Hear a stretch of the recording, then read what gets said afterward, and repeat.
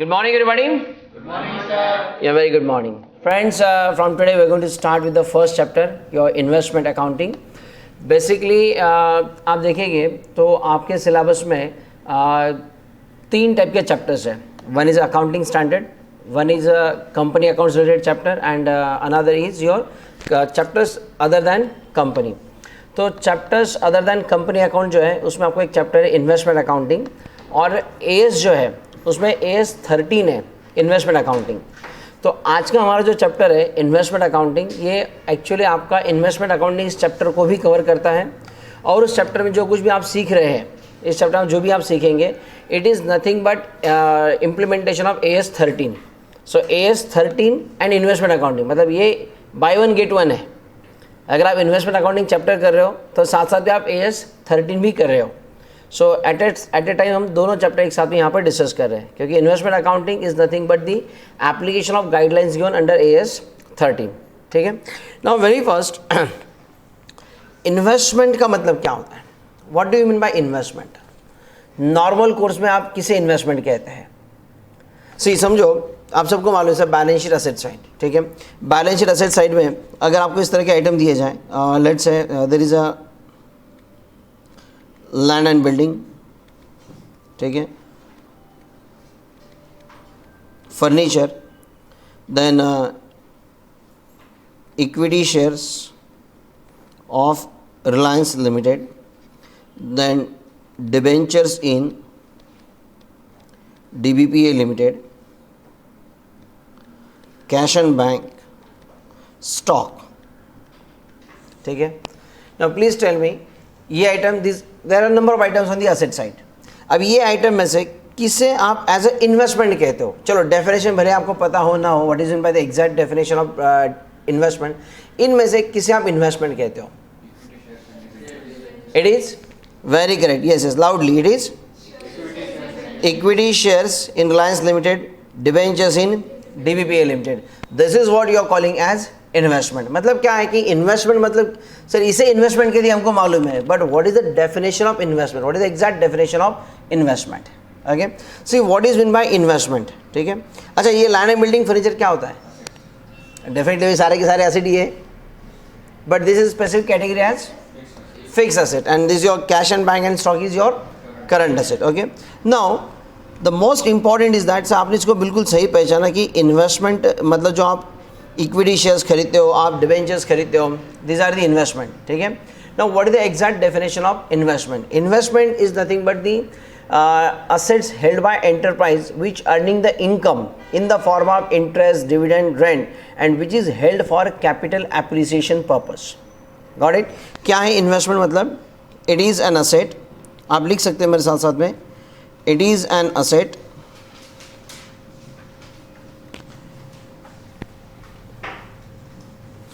Hope सबने नई book बनाई होगी. फाउंडेशन की बची हुई अकाउंट की बुक मत लेके आना.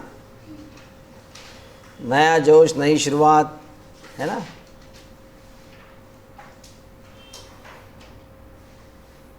तुम सारे लोग उस एक ही बेंच पर क्यों बैठे हो? कितना अत्याचार हो रहा है उस बेंच पर. आगे भी तो जगह है. ठीक है. तो जैसे जैसे बच्चे सीनियर होते जाते हैं ना, वैसे वैसे पीछे बैठने का ट्रेंड बढ़ता है. So please write down. Investment is an asset held by an enterprise, held by an enterprise to earn income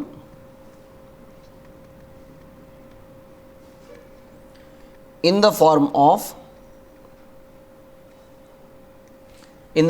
of dividend,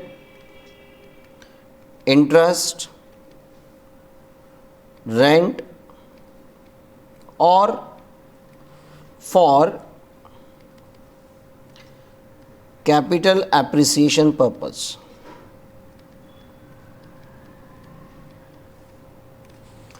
Or for capital appreciation purpose.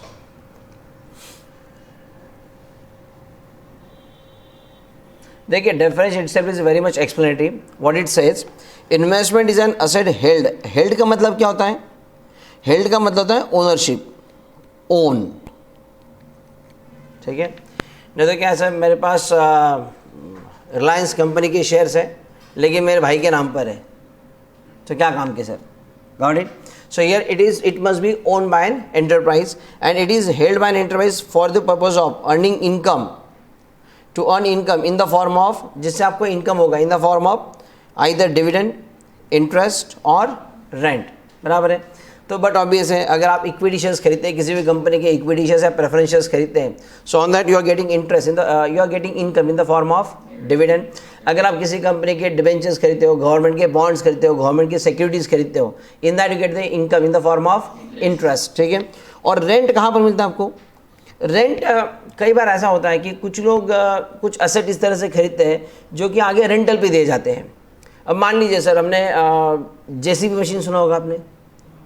Actual JCB machine नहीं होता है, जेसीबी वो company जो उस machine को बनाती है, actually it is called the excavator, ठीक है? तो जो एक्सकावेटर, जो खेकड़ा मशीन होती है ना, जो कंस्ट्रक्शन में काम करती है, दैट इज जेसीबी मशीन। अब मान लीजिए आपने जेसीबी मशीन परचेज किया 50 लाख रुपए का। अब कई बार क्या होता है ना कि जो लोग जेसीबी मशीन खरीदते हैं वो खुद कॉन्ट्रैक्टर नहीं होते हैं, लेकिन उस जेसीबी मशीन को रेंट पर देते हैं।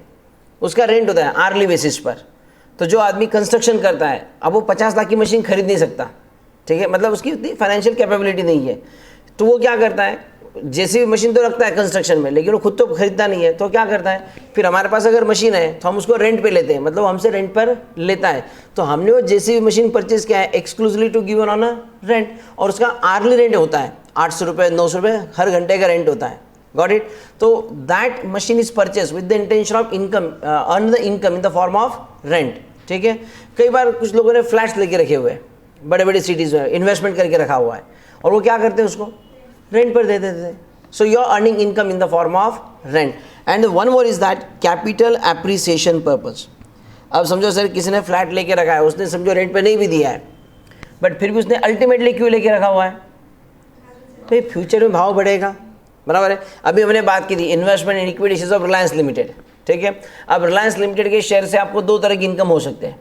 वन इज कंपनी जो डिविडेंड देगी वो आपका इनकम है, एंड सेकंड इज भाई उसका भाव भी तो बढ़ेगा बाद में, मतलब बढ़ना चाहिए भाई, इसी इंटेंशन से हम लोग खरीदते हैं। So whenever you purchase an asset where your intention is to earn the income in the form of interest, dividend, rent, और if it is for its capital appreciation, then that asset is called as investment. So but obviously इसके अंदर आता है sir आपका investment in equity shares, investment in debenture, bond, government securities, ठीक है? Now अब इस चैप्टर के अंदर हमें ये देखना है कि ये जो आपका इन्वेस्टमेंट है, इसका अकाउंटिंग आप किस तरह से करेंगे, how it is to be recognise in the books of account, ठीक है? और इससे जो आपको इनकम होगा, उसका भी अकाउंटिंग आप किस तरह से करेंगे। तो बेसिकली दो चीज़ों का आपको अकाउंटिंग यहाँ पर समझना है।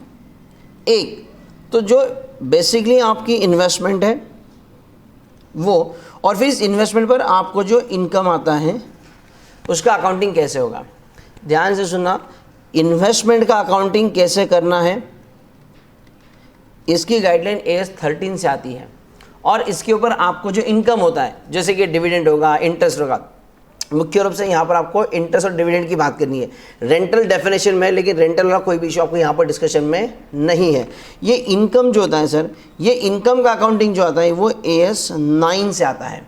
There is one more AS 9, that is a revenue recognition,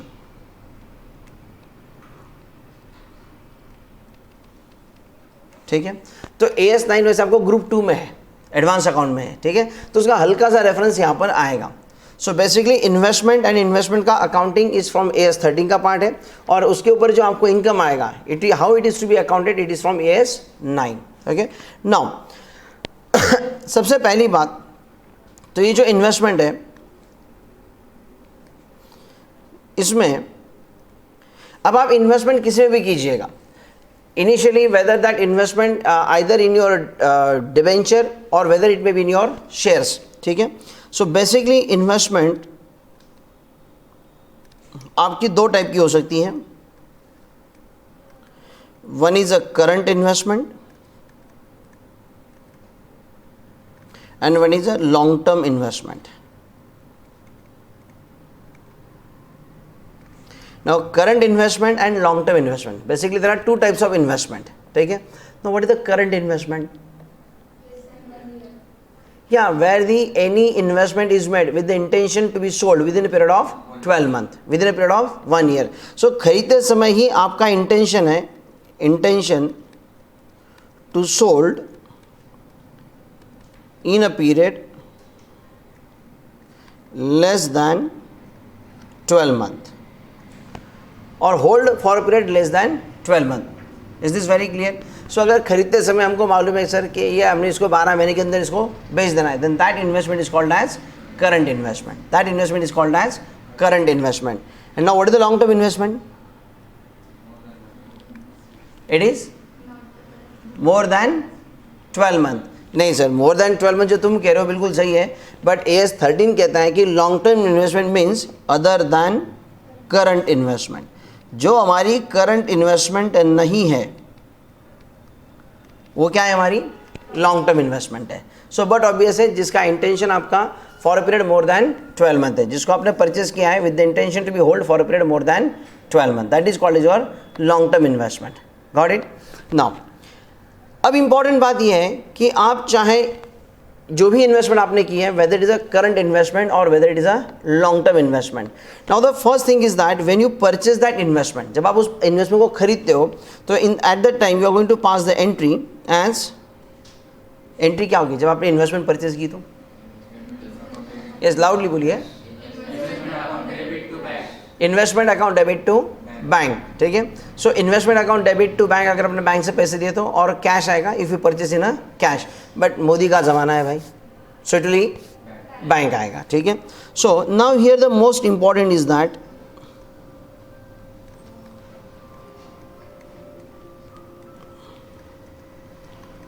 when you purchase the investment you pass the entry investment account debit to bank account. मेरा सवाल आपसे ये है कि सर ये जो अमाउंट आएगी ये अमाउंट क्या लेनी? अब आप कहेंगे वो तो सिंपल से जितना बैंक से पैसे दे उतना ही आएगा. ठीक है. बट द सबसे इम्पॉर्टेंट बात है कि ये जो आपकी इसकी अमाउंट है, how to find out what is the cost of investment, that I have to discuss here. This is to be recorded at its cost, but the question is what is the meaning of cost. देखिए, initially आप investment कोई भी purchase कीजिएगा, whether it is a current investment और long term investment, ठीक है, it is to be recognise at its cost. Initially it is to be recognise at its cost. The question is what is mean by cost. तो cost में क्या क्या आता है? देखिए, अगर आप कभी, आप में से किसी ने शेयर्स ट्रेडिंग किया हुआ है, शेयर ट्रेडिंग एटलीस्ट मालूम होगा. ठीक है. मैं आपको क्लास में कभी लाइव भी दिखा दूंगा इसी चैप्टर के अंदर. ठीक है. तो how to play in a share market, ठीक है, वो भी थोड़ा बहुत हम लोग डिस्कस कर लेंगे यहाँ पर. सो देखिए, एक सिंपल सी बात है सर, जब आप इन्वेस्टमेंट खरीदते हैं, सिंपल सी बात कहता हूँ, नॉर्मली अगर आप समझो इन्वेस्टमेंट इन शेयर्स आप खरीदते हो. ठीक है. So investment in shares,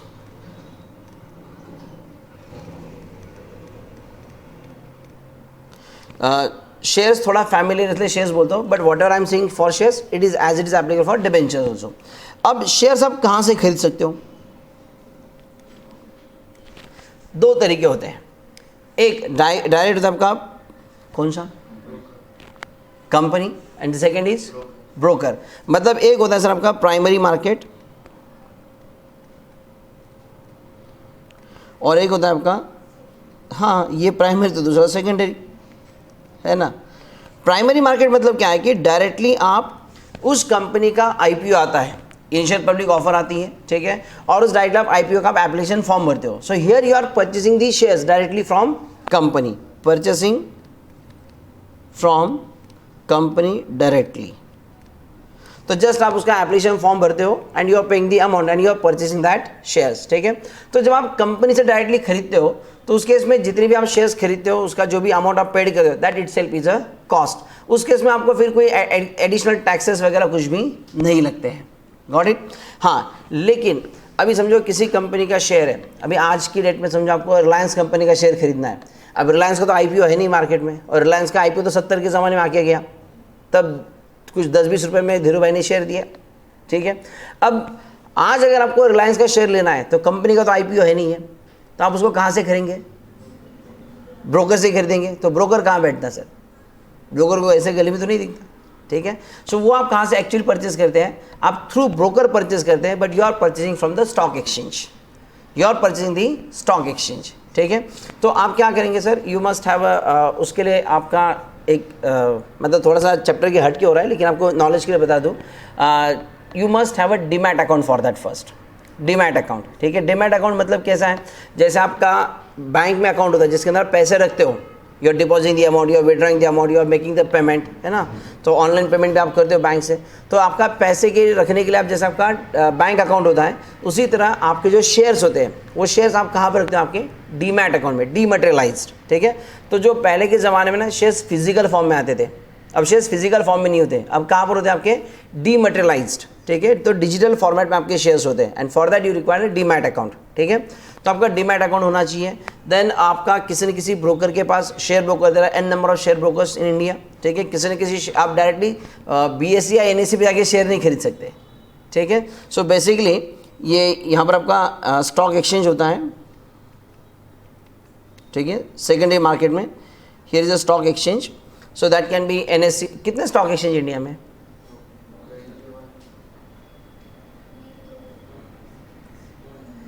2 stock exchange.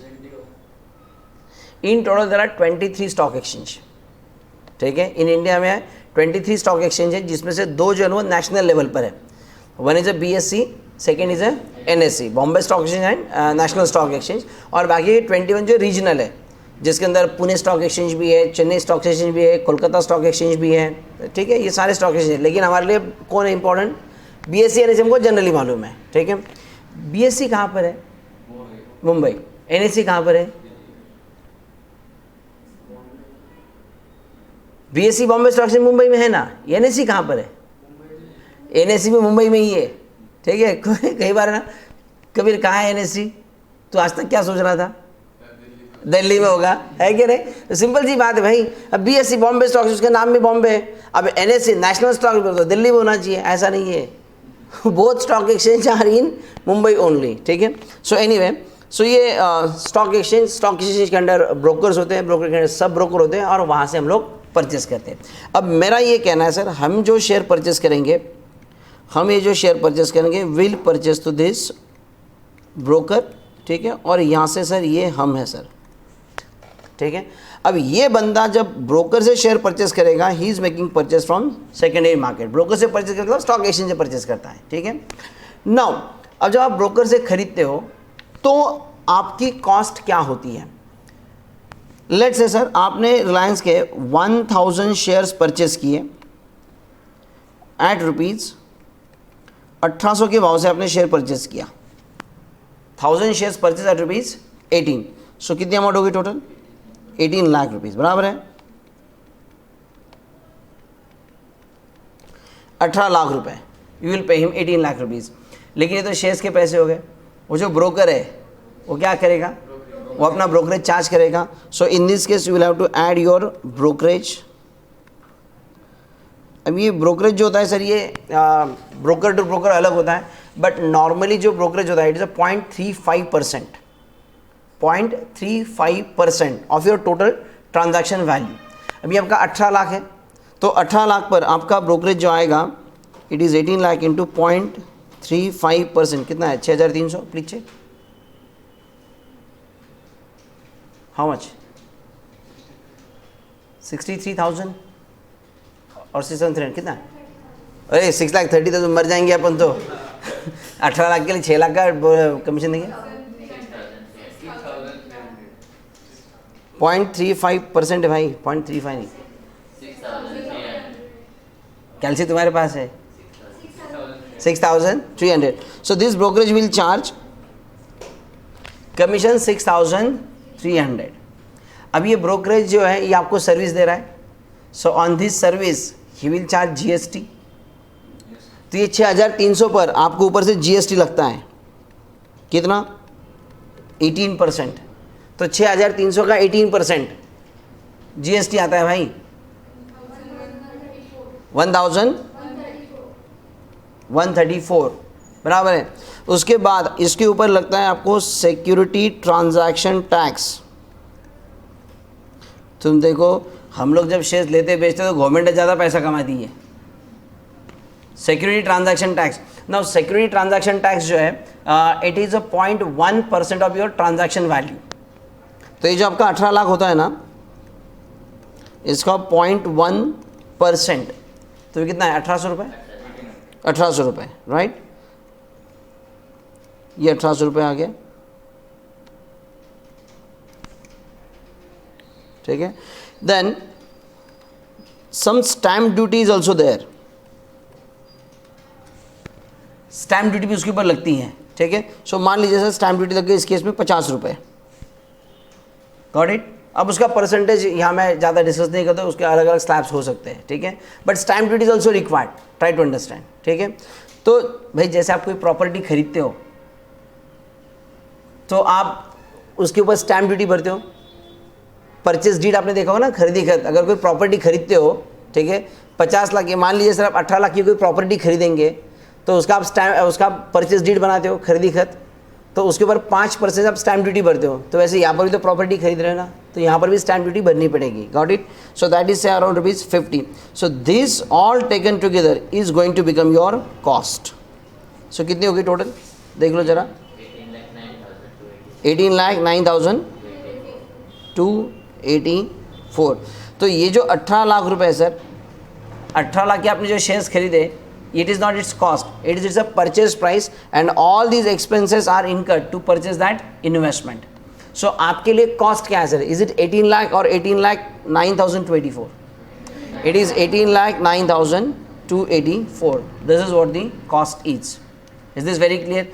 Directly अगर आप कंपनी से शेयर्स खरीदते हो, लेकिन सर तब तो आप पैदा भी नहीं हुए थे, बराबर है. अगर आप कंपनी से खरीदते हो उसके बाद ब्रोकरेज वगैरह कुछ नहीं होता है. आर यू गेटिंग क्लियर हो रहा है सबको? ठीक है. सो इनिशियली आपको ये जो एंट्री करनी पड़ेगी यहाँ पर, when you record this investment, it is to be recorded at its cost. ठीक है. So please write down. Cost of investment includes, ये एक काम कर लो, ये टाइप ऑफ इन्वेस्टमेंट ऐसे चार्ट कर लो पहले. Type of investment, current investment, long term investment.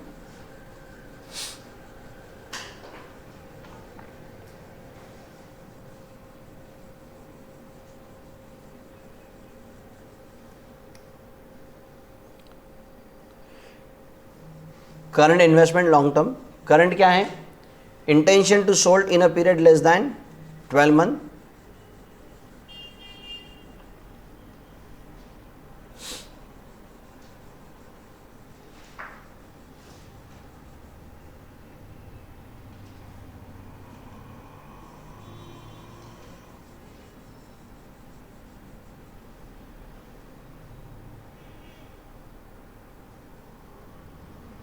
Okay. Now, and long term के लिए other than current investment. Now write down accounting for investment. Give the ring accounting for investment.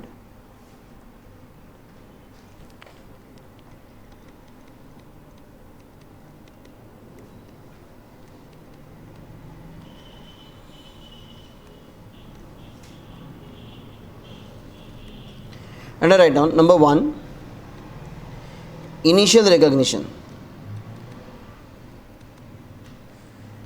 Initial recognition.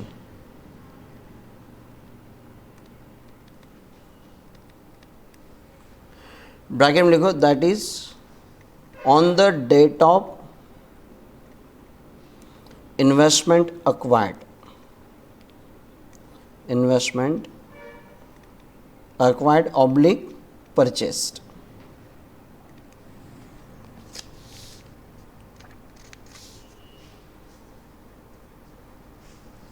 Okay.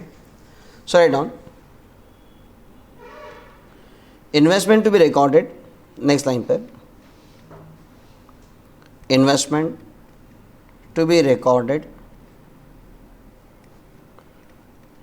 at its cost. At its cost. Cost includes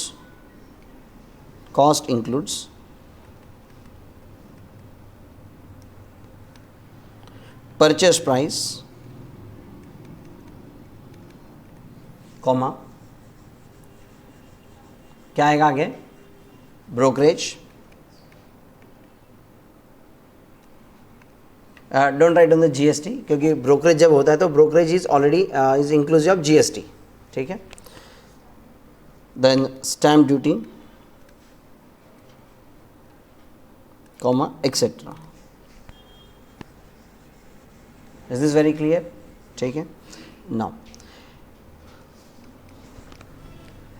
अब समझो ये तो हो गया sir, समझो जहाँ इन्वेस्टमेंट आपने पैसे देके परचेस की, ठीक है. व्हाट अबाउट कि अगर समझो हमने इन्वेस्टमेंट परचेस की in exchange of giving our shares और by giving our any other asset. मान लीजिए कल चल के मैंने आपसे शेयर्स खरीद लिए, ठीक है, आपसे ही मैंने शेयर्स खरीद लिए समझो, ठीक है. अब आप कहेंगे सर आपसे कैसे खरीद सकते हैं, अभी तो आपने कहा था ब्रोकर के थ्रू खरीदा जाएगा, ठीक है. नॉट नेसेसरी कि सारे शेयर्स आपके स्टॉक एक्सचेंज से परचेज किए जाते हैं. दो तरह के शेयर्स होते हैं बेटा, क्या है ना, बहुत सारी चीज़ें आपको ये भी बताना ज़रूरी साथ साथ में, अकाउंटिंग के साथ साथ में. देखिए जो शेयर्स होते हैं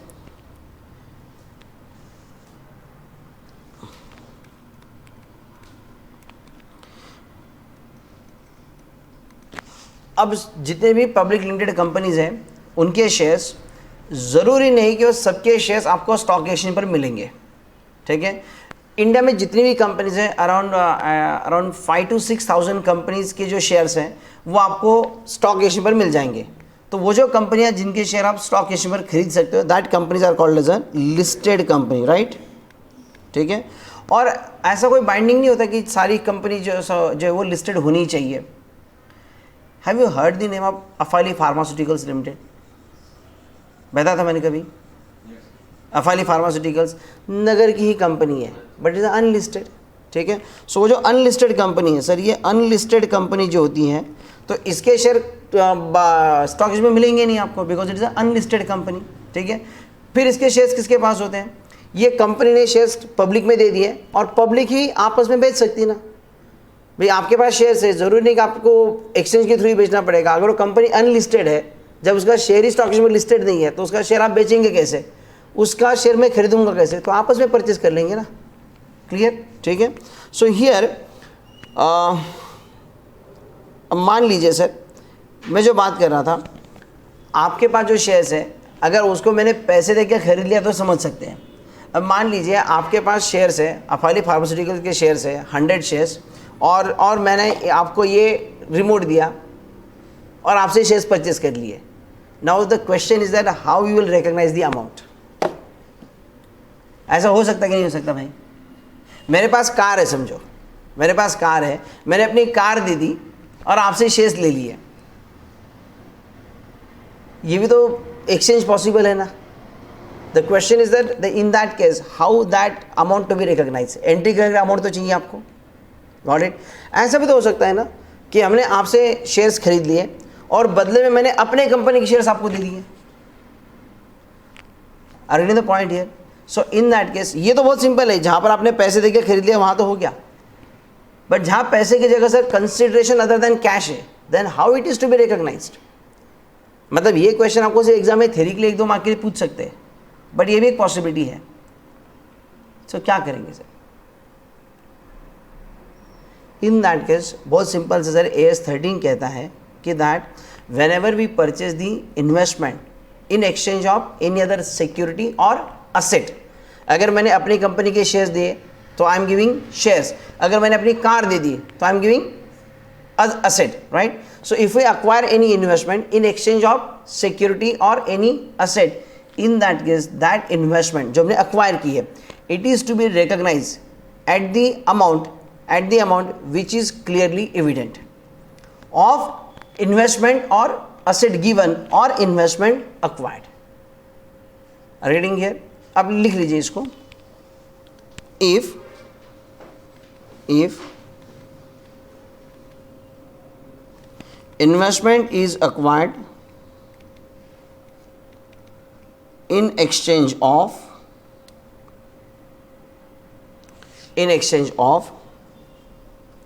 any security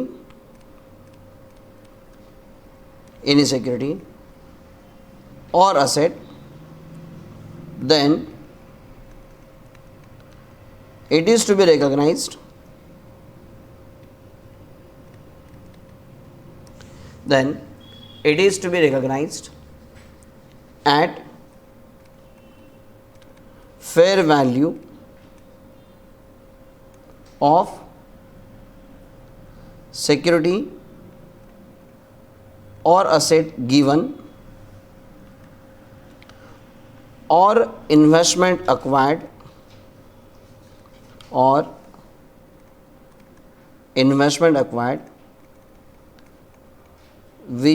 is more clearly evident. Whichever is more clearly evident.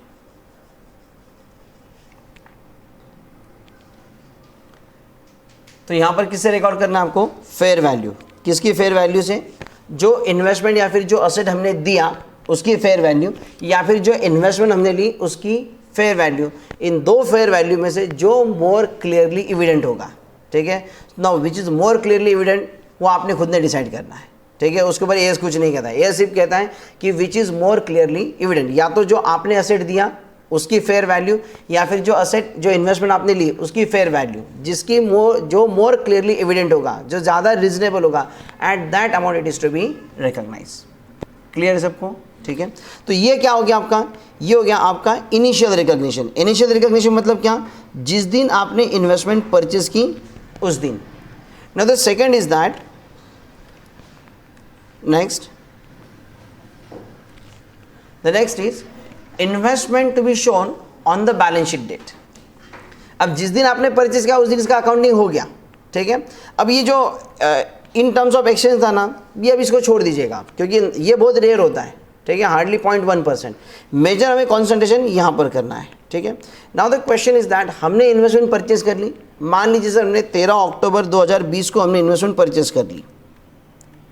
ठीक है. तो इस दिन आप जो अकाउंटिंग एंट्री करेंगे that is called as initial recognition. It is called as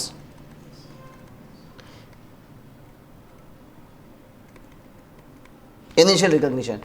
But the question is that ये जो investment है, ये investment, now if I am showing in my balance sheet, financial statement में जब ये investment आपकी आएगी, ठीक है, how it is to be shown. Are you getting the point here? तो जिस दिन आपने परचेज किया उस दिन उसका अकाउंटिंग एट कॉस्ट करना है. So whether it is your current investment और whether it is your long term investment, it is to be recognised at its cost. The most important is that जब आप इसका फाइनेंशियल स्टेटमेंट में अगर आप इसको लिखेंगे तो at that time what care has to be taken. So what is given, क्या होता है सर इस केस में? Next is in financial statement. अब ये फाइनेंशियल स्टेटमेंट में किस तरह से लिखा जाएगा, दिखाया जाएगा, at what amount it is to be shown, उसको लेकर के दो बातें होती हैं. अगर आपकी इन्वेस्टमेंट करंट इन्वेस्टमेंट है तो बात अलग होगी, और अगर आपकी इन्वेस्टमेंट लॉन्ग टर्म इन्वेस्टमेंट है तो बात अलग होगी. If it is a current investment, जो 13 अक्टूबर का आपने परचेज किया ना यहाँ पर, ठीक है, यहाँ पर जो इन्वेस्टमेंट आपने परचेज किए हैं अगर वो आपकी करंट इन्वेस्टमेंट है, then do remember in financial statement it is to be valued at cost और fair value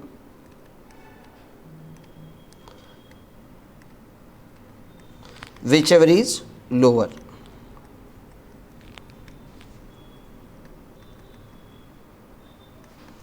Whichever is lower.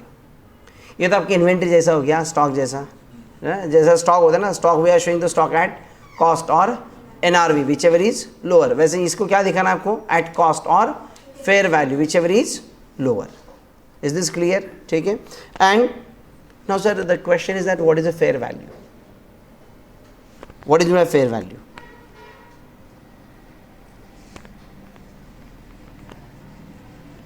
What is my fair value? Fair value मतलब क्या है? एक सिंपल सी बात. लेट्स से समझो एक कैलकुलेटर है, ठीक है, ये कैलकुलेटर. देखिए ना कैलकुलेटर मेरा बेचने का काम है, but still I want to due to some reason I want to sell this calculator. आपको इसको खरीदना है, ठीक है। What do you think sir, what can be the amount of this calculator? अगर आप इसको खरीदना चाहें, वैसे बिल्कुल नया कोरा है सर, ठीक है, और DBPA का है ना? Yes yes, that's so. Kabir 100 rupees, Gayatri 100, हाँ महन 100, ठीक है। और मैं कहूँ नहीं 500 तो नहीं खरीदेंगे। मतलब ही भाई एक बात है, जब आप जेन्युइनली सोचते हैं ना कि यार सच में आई वांट टू बाय, सच में आई वांट टू बाय, तो उस वक्त जो इसकी अमाउंट आपके दिमाग में आती है ना sir, that is called the fair value. Simple terms में, सिंपल टर्म्स में, क्योंकि आप जानते हैं सर अगर बाजार में लेने जाएंगे तो 125 रुपये के आसपास एक कैलकुलेटर आ जाता है। अब सर का है तो भी क्या हुआ है, तो सेकंड हैंड है ना, सर से प्यार होना बात अलग है, लेकिन इससे क्या करेंगे सर, इसके लिए हमारा नुकसान क्यों करेंगे? So your reasonable sing 110 is okay, ठीक है। तो इन दैट केस ये क्या हो गया सर, ये होगी इसकी फेयर वैल्यू। अगर समझो मैं कहता हूँ मुझको 500 में बेचना है, इसका मतलब क्या हुआ सर? इसका मतलब आपको बेचना नहीं है, क्योंकि nobody will buy at rupees 50, और कल जगह आप बोल दो नहीं सर 25 रुपये, तो मांग के तो देखो, फिर भी बता दो। मैं नहीं बेचूंगा ना, मैं नहीं बेचूंगा। अगर आप 25 रुपये कहेंगे मैं बेचूंगा किसको? नहीं, क्योंकि मैं जानता हूँ भाई ठीक है, नया 125 में आता है, मेरे लिए कम से कम 100-105 रुपये तो बनते हैं, 95 तो पक्का बनते, ठीक है। तो इसका मतलब ये है कि जब आप 10 और 20 रुपये कहते हो, और या फिर जब मैं 500 कहता हूँ, तो it means we are not willingful buyer and seller. जब मैं कहता हूँ कि इसको 500 आने चाहिए, इसका मतलब ऐसा आपका बेचने का इंटेंशन नहीं है, so I am not a willingful seller. और जब आप 10 रुपये कहते हो, it means you are not serious customer, तो आपके 10 रुपये को उसको सीरियसली लेने की ज़रूरत नहीं है। हाँ, लेकिन जब आप इसके 90, 95, 100 जब कहते हो, इसका मतलब है the price between a knowledgeable seller and knowledgeable buyer. अरे द पॉइंट है, that amount is called a fair value. समझ में आ गया आपको, ठीक है। तो normally market price is considered as a fair value, ठीक है। तो कल चल के रिलायंस का शेयर अगर आपके पास है, ठीक है, और आपने उसको ओरिजिनली परचेज किया,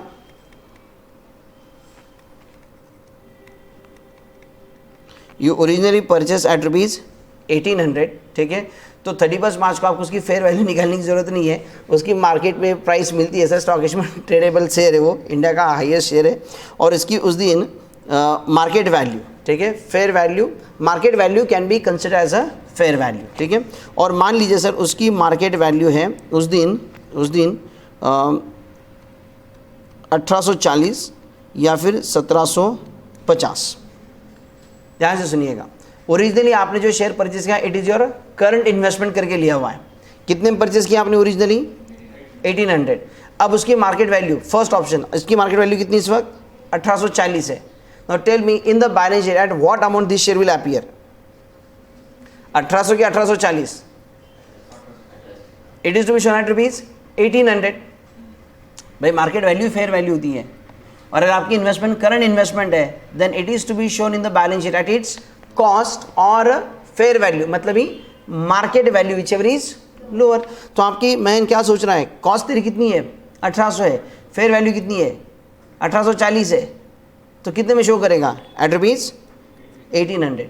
बट ऑन द कॉन्ट्री अगर आपकी मार्केट वैल्यू 1750 हो चुकी है, तो it is to be shown at rupees 1750. Got it? Now, if it is a long term investment, then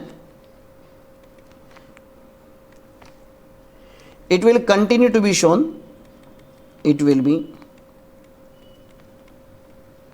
continue to shown at its cost, unless decrease in value,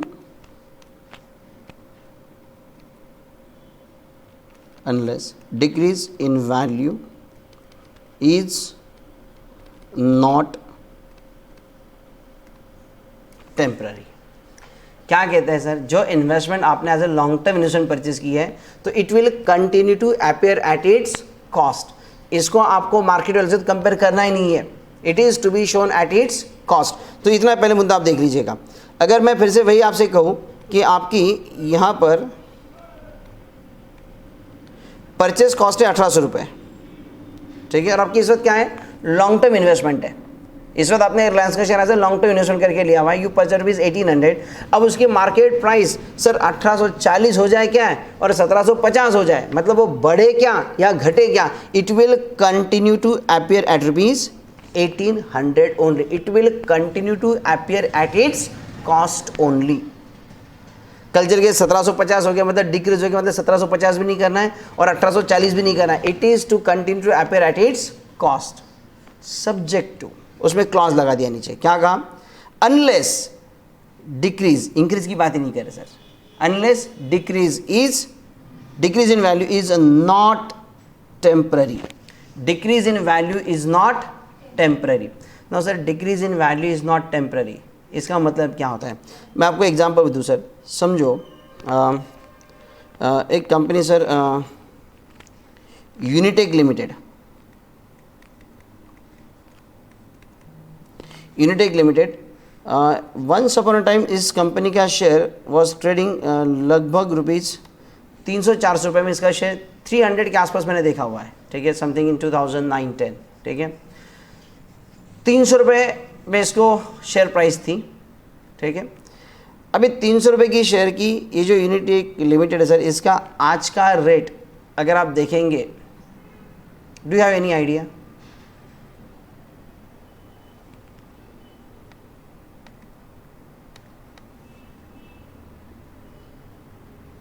₹1.90 पर share, जो कि ₹1.60 नीचे जाके आया, मतलब काफ़ी ग्रोथ की उसने, ₹1.60 से ₹1.90, मतलब ₹1.60 की कंपेरिजन में 20% की ग्रोथ होगी उसके अंदर।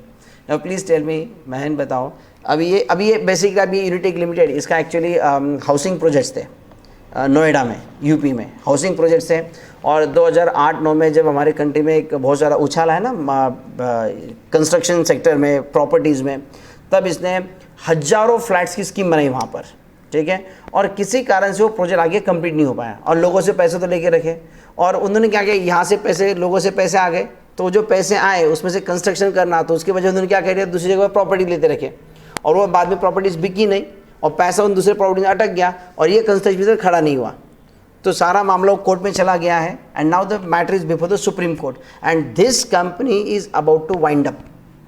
अब ये कंपनी का कोई फ्यूचर बचा नहीं है।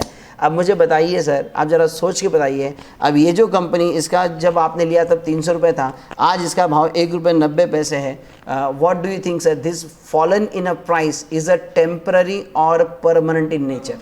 It is a permanent in nature sir, ठीक है। आप तो कोई चांस दूर दूर तक दिखता नहीं है कि अब ये फिर से भाव इसका बढ़ेगा करके, ठीक है, but do you really think sir ₹1.90 का शेयर, डू यू थिंक ये 300 फिर से जा पाएगा? Definitely not sir, definitely not. तो इन दिस केस, हाँ, अगर इस तरह की स्थिति अगर आपके सामने हो जाए, so where decline is not temporary, decline is not temporary, मतलब देखिए रिलायंस का शेयर का भाव कितना हो गया, 1800 का 1750 हो गया।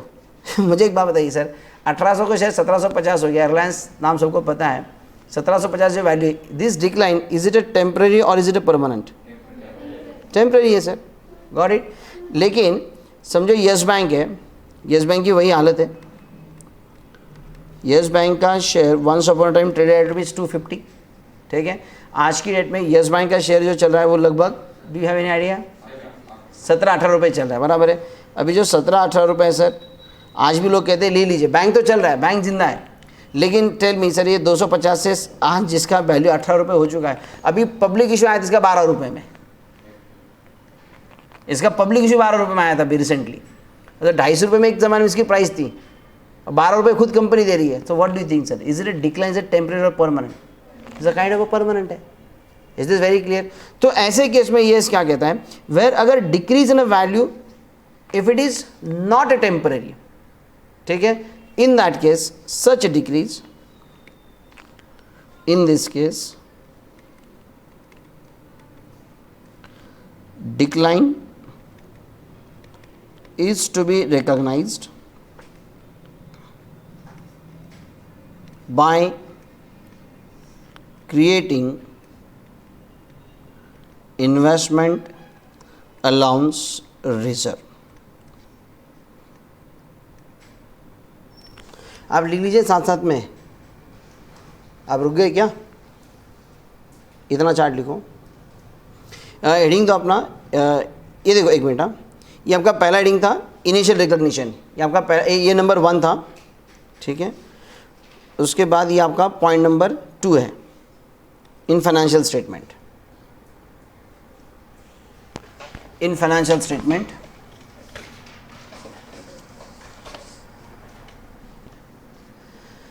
Same thing. आज के डेट में वीडियोकॉन की शेयर की है।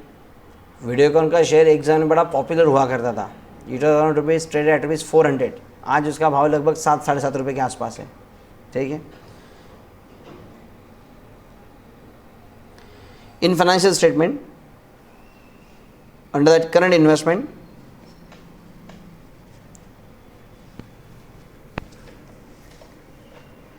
it is to be valued at its cost or fair value, whichever is lower.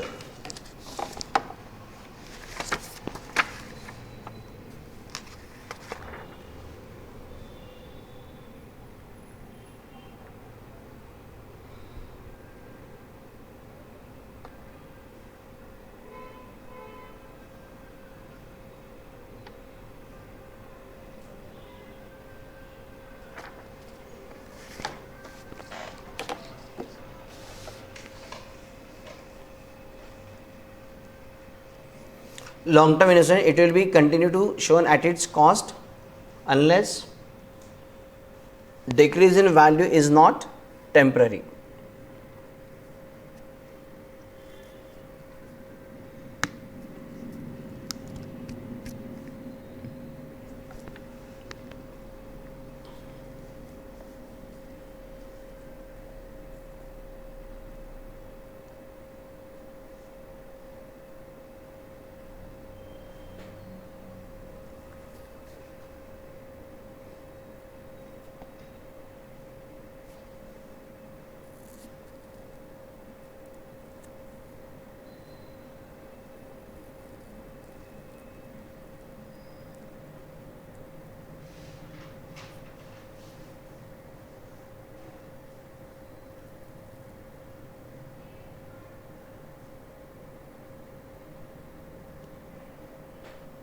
हो गया सब काम?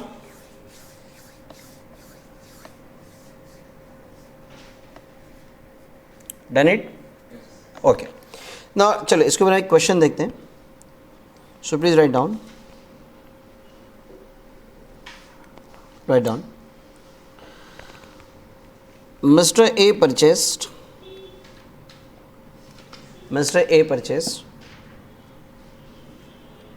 500 shares of ABC Limited at rupees 150 each on 13 December 2020. 13 December 2020. On 31st March 21, on 31st March 21, fair value per share is rupees 10. Fair value per share is rupees 10. आगे लिखो, decrease in a price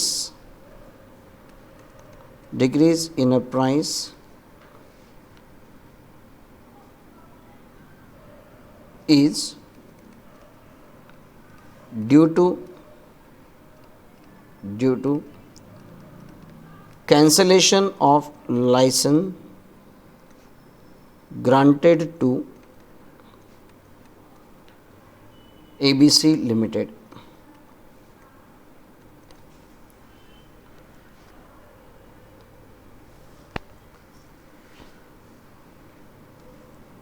PNJ, that is past necessary journal entries. ठीक है, मैं short में लिखता हूँ, PNJ in the books of A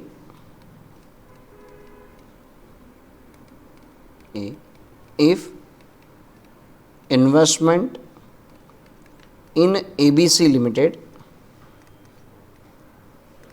is long term.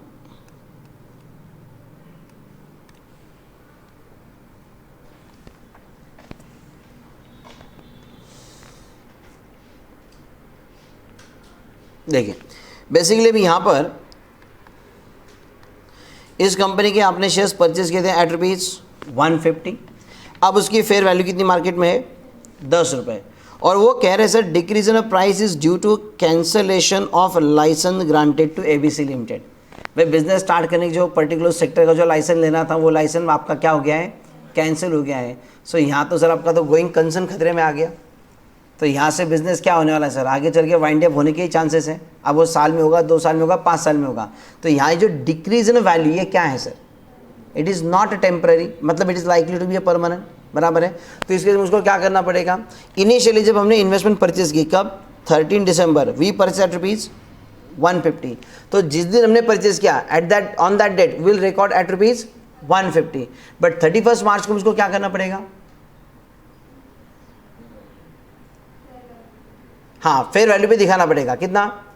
10. उसके लिए क्या करना होगा? I will have to create investment allowance reserve. तो क्या करना है सर? Write down. सबसे पहले एक एक पॉइंट सर. पहले तो 31 दिसंबर को आपने परचेज किया, तो उस दिन पहले आप एंट्री कर देंगे. So write down journal entries.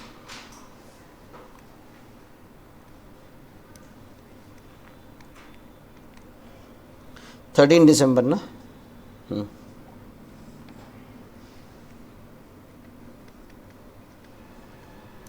Entry क्या हो जाएगी आपकी? Investment in ABC limited account debit.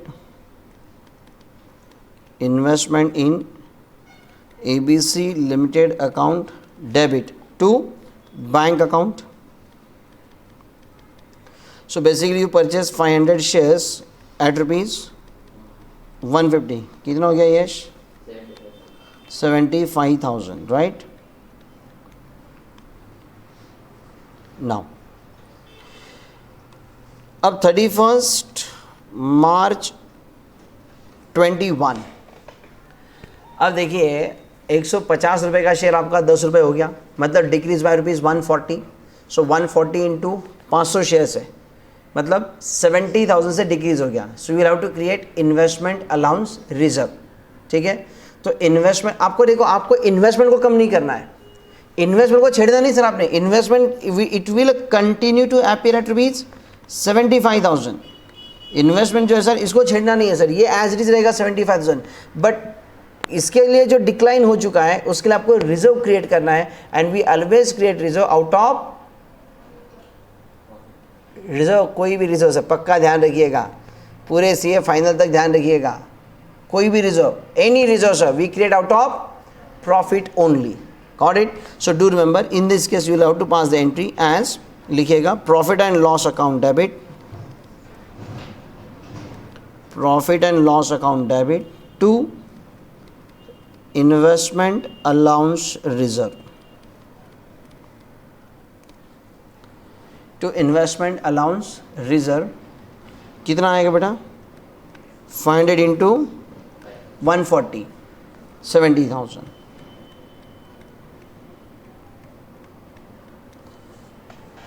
Is this clear? हाँ. अब ये जब बैलेंस शीट में प्रेजेंट होगा ना, तो देखिए किस तरह से प्रेजेंटेशन आएगा इसका. Balance sheet 31 March 21. On the asset side investment in ABC limited. तो बेसिकली आपकी इन्वेस्टमेंट को हमने छेड़ा क्या? नहीं. वो कितने में लिखा था हमने? डेबिट कितने से किया था? 75. It will continue to appear at ₹75. तो ये आएगा आपका सर इनर कॉलम में 75,000. और जो इन्वेस्टमेंट अलाउंस रिजर्व है जो आपने क्रेडिट किया था, being a reserve technically it suppose to appear on liability side being a credit balance, but वो क्रेडिट में नहीं आएगा, वो सॉरी वो लायबिलिटी में नहीं आएगा. वो क्या किया जाएगा यहाँ पर उसको आपको दिखाना पड़ेगा लेस करके. लेस इन्वेस्टमेंट अलाउंस रिजर्व 70,000 और फिर ये आउटर में आ जाएगा 5,000. It is just like your debtors less reserve for doubtful debt. Is this very clear?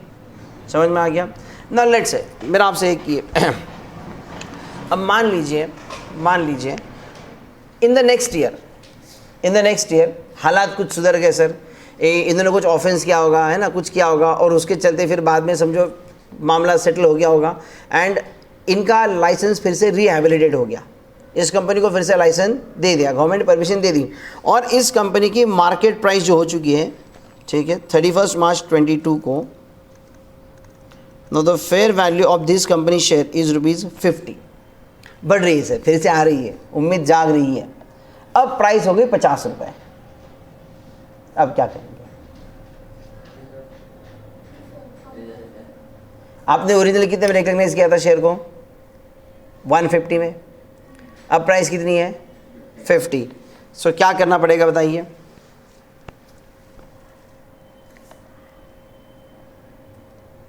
S ने आंसर दिया हुआ है, लेकिन आप सोचिए ना सर, अब इस केस में हम लोग क्या करें, इस हालात में हम लोग क्या करना चाहिए?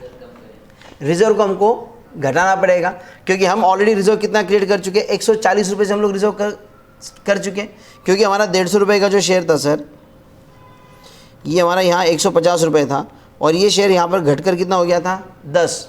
तो हमने ये जो 140 का हमने क्या किया था, पर शेयर हमने रिजर्व क्रिएट किया था, लेकिन अब हमारी प्राइस कितनी हो चुकी है? 50 रुपये, मतलब प्राइस कितने से बढ़ चुकी है यहाँ पर? 40 रुपये से। तो मुझे 40 इंटू 500, 20,000 से अपने रिजर्व को कम करना पड़ेगा। जो रिजर्व मैंने ऑलरेडी क्रिएट किया है लास्ट ईयर, उस रिजर्व को मुझको कम करना पड़ेगा। सो इन दैट केस ऑन 31 मार्च 22, आप बताइए सर इस केस में एंट्री क्या करूँगा अब मैं? हाँ, इन्वेस्टमेंट मुझको करना पड़ेगा debit. So in that case I will pass the entry investment allowance reserve account debit to profit and loss account, being investment allowance reserve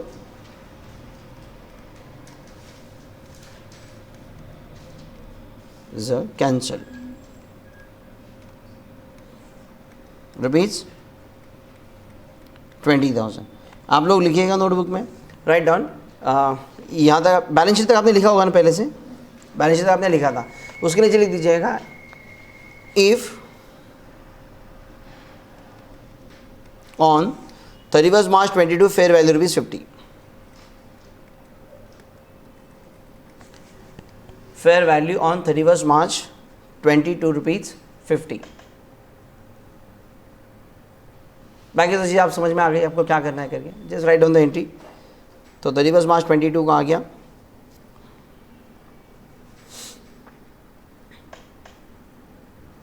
clear?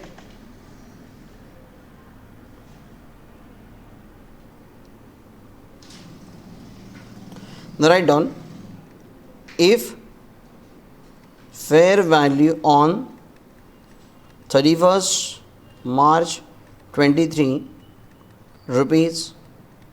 ₹170।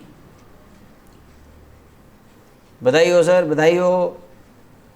150 में आपने खरीदा, 10 रुपये का बॉटम देख के आज 170 पे आ गया।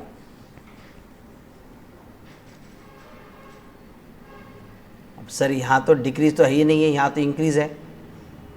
अब क्या करेंगे? रिजर्व को कैंसिल करना पड़ेगा। कितना कैंसिल करेंगे? अब देखो सर, ये आपकी प्राइस, ये जो 50 रुपये थी ना, अब प्राइस कहाँ पर आ चुकी है सर? प्राइस, बधाई हो सर, प्राइस अब यहाँ पर आ चुकी है 170। सो क्या ये 50 को आप 170 तक कैंसिल करेंगे? नहीं सर। कहाँ तक सर? जितना हमारे पास रिज़र्व है यहाँ तक हम उसको लाएंगे, क्योंकि अगर आप 170 पे लेके जाएंगे तो मतलब तो सर आप वो अनरियलाइज गेन दिखा रहे हैं उसके अंदर। Is this very clear? तो इस वक्त क्या करना पड़ेगा आपको? फिर जितना भी आपके पास इन्वेस्टमेंट अलाउंस में जितना बैलेंस है पूरा का पूरा आपका कैंसिल होगा। Clear? So please write down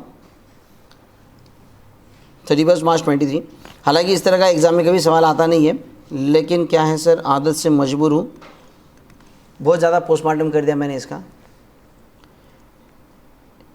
investment allowance reserve account debit to profit and loss account. कितना कैंसिल होगा हमारा रिजर्व?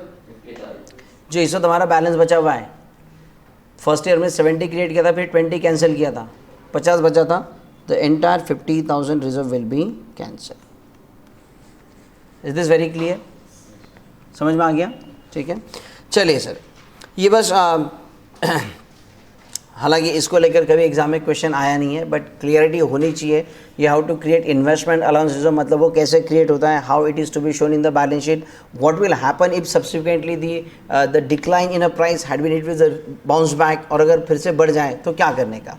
ओके, नाउ अब यहाँ से आगे हमें जो जाना है sir, will going for the actual exam में जिस तरह के क्वेश्चन इसके ऊपर आते हैं, और जो चैप्टर मुख्य रूप से है वो हमें डिस्कस करना है। दैट इज़ ये जो हमारी इन्वेस्टमेंट है, this investment we are going to categorise into the two parts. It is fixed income and variable income. यहां से आगे हम लोग एक्चुअल चैप्टर की ओर जा रहे हैं हम लोग। ठीक है, नाउ इन्वेस्टमेंट, ठीक है, अब बेसिकली हमने इन्वेस्टमेंट हमने पहले दो टाइप देखे थे, कौन से, your current investment and long term. हाँ बोलो। हाँ हाँ हाँ हाँ हाँ हाँ, मैन का जो डाउट है कि सर इस केस में यहाँ जब हम ये इन्वेस्टमेंट अलाउंस जो हमारा जो कैंसिल हो जाएगा, तो इन दैट केस फिर आपका जो बैलेंस शीट बनेगा, बैलेंस शीट 31/3/23 का जो बैलेंस शीट होगा, यहाँ पर आपका इन्वेस्टमेंट जो आएगा, it will be outer column में स्ट्रेट वे 75,000। ठीक है, चलो। हाँ, हमने देखा था इन्वेस्टमेंट दो टाइप के, one is a current and one is a long term. ठीक है, अब जो मैं फिर से टाइप को लेके आ रहा हूँ, मैं लेके आ रहा हूँ इसके अंदर वो इन्वेस्टमेंट जिसके ऊपर इनकम पॉइंट ऑफ व्यू से हमको देखना है कि दैट इज़ अ, जिसके ऐसे इन्वेस्टमेंट जिसको हमको फिक्स अमाउंट ऑफ इनकम मिलता है, और ऐसी इन्वेस्टमेंट जिसके अंदर वेरिएबल इनकम होता है। सर इन्वेस्टमेंट इनकम का तरीका कौन सा होता है? इनकम किस रूप में मिलता है आपको? इन the form of interest, dividend, rent. Rent को थोड़ा साइड में रख दीजिए सर, रेंट से हमें कोई कंसर्न है नहीं इस वक्त। ठीक है, तो किसके ऊपर फिक्स इनकम होता है?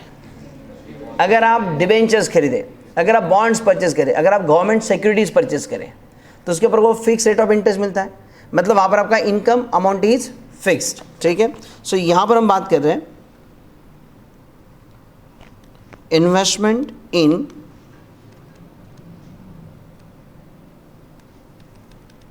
डिबेंचर, बॉन्ड्स और गवर्नमेंट सिक्योरिटीज, जहाँ पर आपको फिक्स रेट ऑफ इंटरेस्ट आपको मिलता है। और जब हम वेरिएबल इनकम की बात करते हैं, तो variable income, investment in shares, investment in shares. Is this very clear? अब पूरा चैप्टर जो यहाँ से आगे हमारा चलेगा, will discuss how to the accounting for investment in debentures. ठीक है, और जो भी डिबेंचर के लिए होगा सर, वही आपका बॉन्ड्स के लिए होगा, वही आपका गवर्नमेंट सिक्योरिटीज के लिए होगा, और सेकेंड पार्ट होगा investment in shares. Is this very clear? तो जरा लिखिएगा इतना चार्ट, और यहाँ से आगे हमारा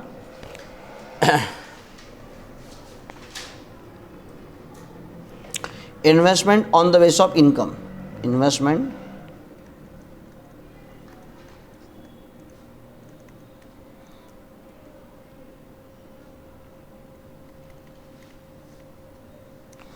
on the basis of income.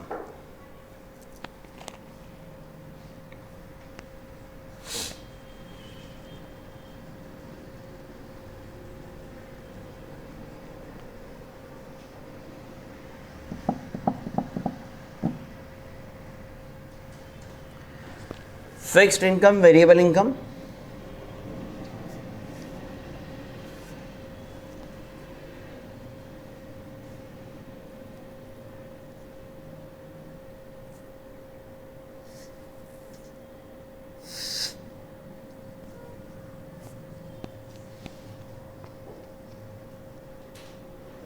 ठीक है, अब यहाँ से आगे जो हम डिस्कस करेंगे बेसिकली दो चीज़ हमको फोकस करनी है कि that is investment in debenture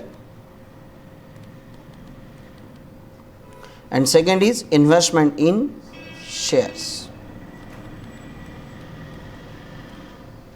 तो एग्जाम में जो टाइप का आपको सवाल दिया जाएगा उसमें या तो होगा आपका इन्वेस्टमेंट इन डिबेंचर, मतलब आपने किसी कंपनी के डिबेंचर परचेस किए, और ध्यान रखिए sir whatever I am going to discuss for investment in debenture as it is applicable for investment in bonds और गवर्नमेंट सिक्योरिटीज़, ठीक है।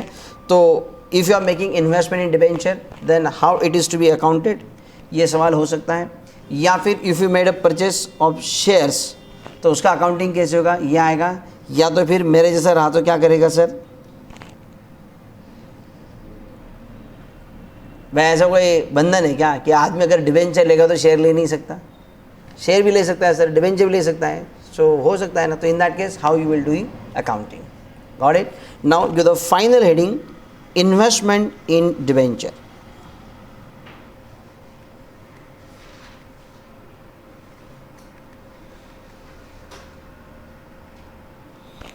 इन्वेस्टमेंट इन डिबेंचर,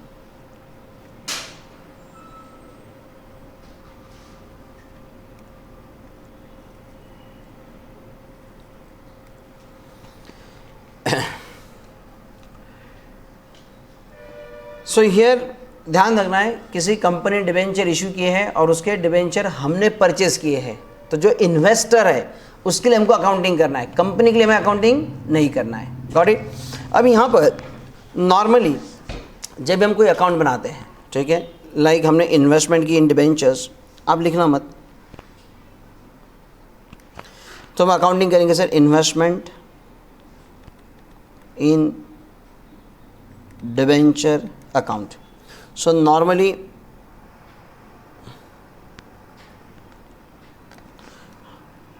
हम लोग जो कॉलम करते हैं it is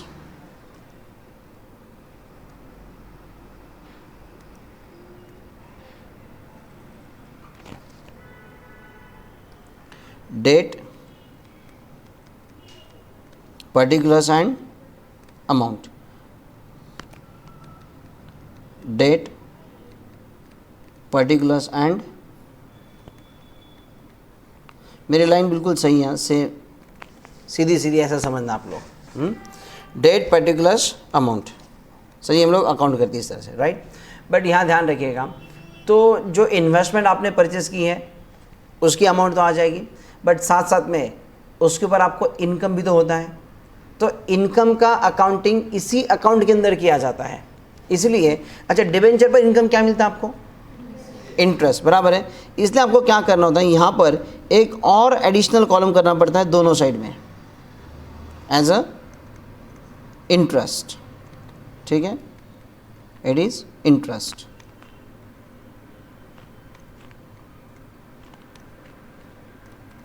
got it. Do remember, जब भी आप कोई डिबेंचर परचेस करेंगे तो मान लीजिए डिबेंचर की एक फेस वैल्यू होती है, फेस वैल्यू मान लीजिए 100 रुपये है, लेकिन क्या ये ज़रूरी है कि जो डिबेंचर आप खरीदेंगे वो एट फेस वैल्यू ही मिलेगा आपको? Not necessary. वो क्या होगा, it can be less than face value और it can be at more than face value. हो सकता है कि कंपनी का डिबेंचर 100 रुपये में है, मतलब फेस वैल्यू 100 में है, लेकिन आपने जो परचेज़ किया यू परचेज से एट रुपीज़ 101, ठीक है। तो क्या होगा, आपको हमेशा प्रॉब्लम के अंदर ये भी दिखाना पड़ेगा कि जो डिबेंचर आपने परचेस किया है, ये जो अमाउंट है this actually represent it's cost. ये क्या रिप्रेजेंट करता है, ये कॉस्ट रिप्रेजेंट करता है, लेकिन साथ साथ में आपको उसकी नॉमिनल वैल्यू मतलब फेस वैल्यू का भी एक एडिशनल कॉलम यहाँ पर आपको करना है। सो एक कॉलम यहाँ पर और बनाया जाएगा एज फेस वैल्यू दोनों साइड में।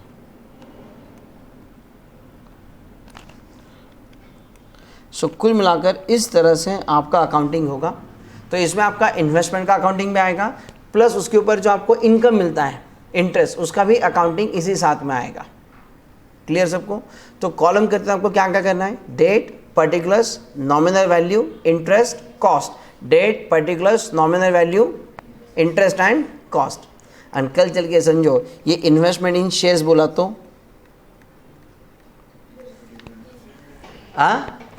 कहाँ चेंज हो जाएगा सर? इंटरेस्ट की जगह पर क्या आएगा आपका, इंटरेस्ट की जगह पर आपका आएगा dividend column. Is this clear, समझ में आ गया? तो इस तरह से आपको कॉलम्स करने पड़ेंगे। सो जो हम लोग सिर्फ date particular amount date particular amount करते हैं उस तरह से नहीं होगा, दोनों साइड में एडिशनल दो कॉलम्स आपको करने होंगे। So let's on this basis now you please come to point number first.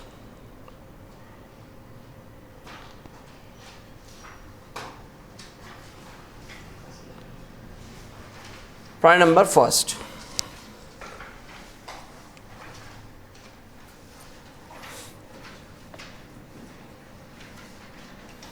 और सबके पास स्केल पेंसिल कैलकुलेटर होना ज़रूरी है।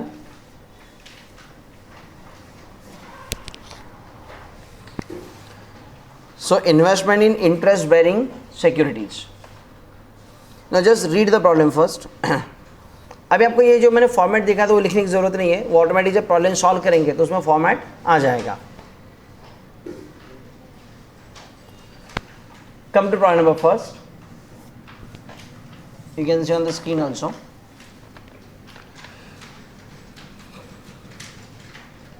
Now see, on 1st April 2020, HP Limited purchased 1,015% debentures of Reliance Limited of rupees 100 each at rupees 96 each. क्या दिया है? आदित्य बाद में करो ड्राफ्टिंग, पहले समझ लो भाई, ठीक है? ये आपका ना 11th फाउंडेशन जैसा नहीं है, इसमें प्रॉब्लम बाद में कहीं का कहीं घुस जाता है। ज़रूरी नहीं कि हर बार आपको यही फॉर्मेट करना पड़ेगा। सो वेट, पहले पढ़ो। On 1st April 2020 HP Limited purchase 1,015%, 15% ये क्या है उसका rate of interest, 15% debentures of Reliance limited of rupees 100 each eight rupees 96। इसका क्या मतलब हुआ भाई? Of rupees 100 each eight rupees 96 each. इसका मतलब क्या हुआ? उसका फेस वैल्यू कितना है? 100 है। हमने कितने से परचेज किया? 96 से हमने परचेज किया। मैं तो क्या कह रहा था? ना ना ना ना ना, डिस्काउंट का यहाँ हमारा कुछ संबंध नहीं है भाई। हमने क्या किया है? हमने सिर्फ 96 से परचेज किया, दैट्स इट। डिस्काउंट उसका कोई संबंध नहीं हमारे लिए। हमने सिंपली, अब मान लीजिए ये मैंने 125 रुपये का कैलकुलेटर तूने 110 में परचेज किया मुझसे, तो डू यू थिंक कि तुझको 15 रुपये डिस्काउंट मिला? सो मैंने तुझको 110 में दिया, तो तेरे लिए सिंपल क्या है? You purchase for 110।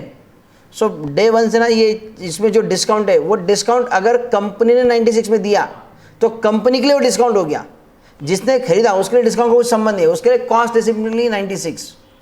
Is this clear?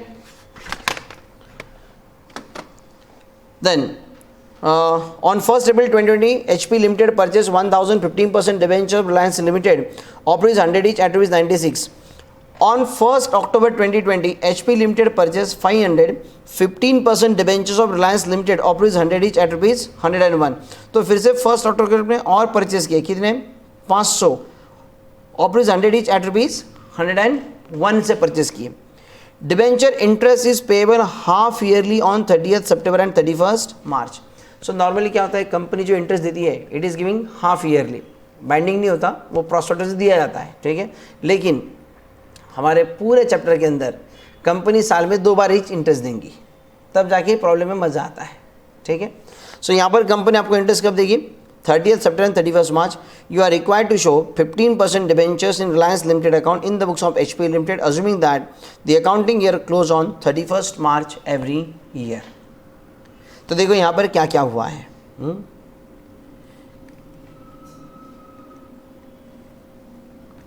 ये आपका पूरा साल 1st April 20 to 31st March 21। Day 1 पे यहाँ पर on the very 1st April आपने क्या किया? 1000 डिबेंचर्स आपने परचेस किए, कितने से? एट 96 प्लस क्या मतलब आपने डिबेंचर्स परचेस किए हैं। उसके बाद आगे क्या हुआ? प्रॉब्लम आप पढ़ो, क्या दिया? On 1st October 2020 sir, on 1st October 2020 again you purchase 500 debentures at rupees 101, right. सो कब लिया आपने इसको? 1st October को, मतलब in the mid of the year 1st October। Again here you purchase 500 debentures at rupees 101, ठीक है। Problem में आपको डेट ऑफ इंटरेस्ट दे के रखी है। What is the date of interest? 30th September and 31st March। तो आपको साल में 2 बार इंटरेस्ट मिलेगा, एक मिलेगा 30 सितंबर, तो यहाँ आपको 30 सितंबर यहाँ आपको इंटरेस्ट मिलेगा, 30 सितंबर को इंटरेस्ट मिलेगा और इमीडिएटली आगे 1 अक्टूबर का आपका नया परचेस है, ठीक है। और एक इंटरेस्ट कहाँ मिलेगा आपको, 31 मार्च, यहाँ पर आपको क्या आएगा, इंटरेस्ट। सो कुल मिलाकर आपने 1 अप्रैल को परचेज किए 1000 शेयर्स, 1000 डिबेंचर्स, 30 सितंबर को आपको मिलेगा इंटरेस्ट, फिर 1 अक्टूबर को फिर से परचेस है, एंड देन 31 मार्च को आपको फिर से मिलेगा इंटरेस्ट, और इन सब का आपको करना है अकाउंटिंग। क्लियर? चलिए, ये लाइन आपको ड्रॉ करनी आप कर सकते हैं, नहीं किया तो भी चलेगा, ठीक है। एक दो प्रॉब्लम से समझ में आ जाएगा आपको, no problem. So very first on 1 April 2020 आप पहले अकाउंट बना लो।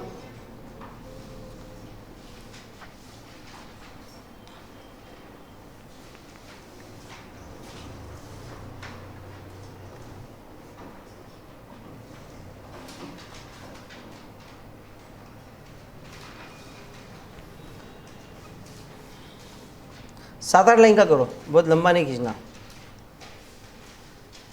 यस यस यस, अकाउंट बनाओ, अकाउंट बनाओ।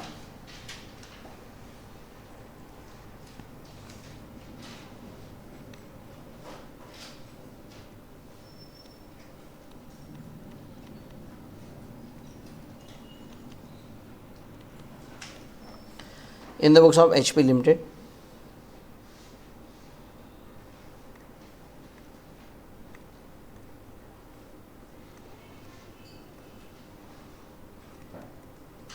investment in 15% debenture of Reliance Limited.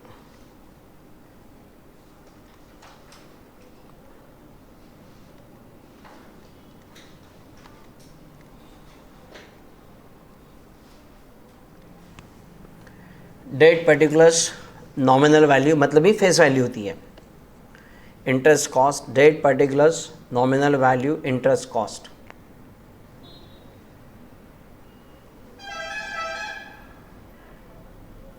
कभी आपको दोनों साइड में 5 कॉलम करने हैं।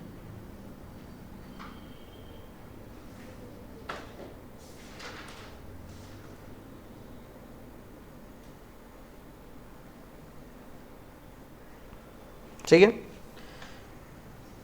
रेडी सब? चल, तो सबसे पहले 1 अप्रैल 20 को आपने 1000 डिबेंचर्स परचेज किए एट ₹96। तो इन्वेस्टमेंट परचेज की सर, एंट्री क्या हो जाएगी इसकी? Investment in 15% debenture of Reliance limited account debit to bank account. So simply date is 1 April 22 bank account. 1000 debentures purchase at ₹96। So cost column में आएगा 96,000 और इसकी फेस वैल्यू कितनी है? 100। तो 1000 इंटू 100 इट इज़ ₹1 लाख, आएगा आपका नॉमिनल वैल्यू कॉलम में। इंटरेस्ट में कर दो डैश। आपको हर बार नॉमिनल वैल्यू भी लिखनी है और उसकी कॉस्ट भी लिखनी है। Got it? अच्छा, तो उसके बाद अगला परचेज कब है आपका? 1 अक्टूबर। लेकिन उससे पहले क्या मिलेगा? इंटरेस्ट आएगा। तो 30 सितंबर पहले आएगा ना भाई, तो 30 सितंबर को जो आपको इंटरेस्ट मिलेगा उसकी एंट्री क्या होगी? अब जो इंटरेस्ट आपको मिलेगा ये हमारे लिए इनकम है, तो नॉमिनल का रूल ना, debit all expenses and losses, credit all income and gain. तो जो इंटरेस्ट हमको मिला वो हमारा इनकम है, तो इंटरेस्ट को क्या आएगा? क्रेडिट। और डेबिट किसको आएगा? बैंक को आएगा। सो एंट्री हो जाएगी, भाई इंटरेस्ट मिलेगा तो आपको उसका चेक आएगा ना। सो एंट्री हो जाएगी bank account debit to interest. से कितना इंटरेस्ट मिलेगा आपको? तो जिस दिन आपको इंटरेस्ट मिलेगा उस दिन आपके पास कितनी फेस वैल्यू के डिबेंचर्स आपके पास है। जो इंटरेस्ट आपको मिलता है it is always on face value. Do remember, interest किसके ऊपर मिलेगा आपको? Face value. तो 30 सितंबर को मेरे पास कितने फेस वैल्यू के डिबेंचर्स है? 1 लाख रुपए। तो 1 लाख पर 15% 15,000, तो 15,000 ले लूँ इंटरेस्ट? नहीं सर, कितना आएगा? 7,500। 6 महीने का इंटरेस्ट आपको मिलेगा यहाँ पर, 6 month. So that comes to बीच 7,500। So bank account debit to interest. So bank को डेबिट टू इंटरेस्ट, इंटरेस्ट को क्रेडिट। तो ये क्रेडिट साइड में आएगा 30 सितंबर by bank account and in the interest column it is 7,500. आप अपने रेफरेंस के लिए यहाँ ब्रैकेट में ज़रूर लिख के रखें 1 लाख इंटू 15%, मतलब 15/100 into 6/12. So how you got that figure 7,500. ठीक है. नेक्स्ट अगला, फिर अगला आपने परचेज कब किया है? 1 अक्टूबर. How many you purchase? 500 debentures at rupees 101. So entry हो जाएगी हमारी again investment account debit to bank. So investment को डेबिट 1 अक्टूबर to bank account. Now 500 debentures at rupees 101. So कितनी हो गई अमाउंट? इट इज 50,500 इसकी कॉस्ट, और नॉमिनल वैल्यू कितनी? 50,000. Got it? बस इतना ही किया आपने. अब ईयर एंड आएगा 31 मार्च, और ईयर एंड को आपको फिर से एक बार इंटरेस्ट मिलेगा. तो again entry bank account debit to interest. So bank को डेबिट टू इंटरेस्ट, इंटरेस्ट को credit 31 March 21 by bank account. Aditya इस बार कितना इंटरेस्ट आएगा हमको? तो 31 मार्च को हमारे पास कितनी फेस वैल्यू के डिवेंचर्स है? अभी यहाँ आ जाते हैं कितने डिवेंचर्स हमारे पास है? 1,50,000 फेस वैल्यू के. तो पूरे 1.5 लाख पर आपको इंटरेस्ट आएगा. So please write down 1,50,000 into 15/100 into 6/12. कितना है भाई? 11,250. गॉट इट? Yes. Simply close the account. Nominal value and cost का जो है balance carry down brought down आ जाएगा.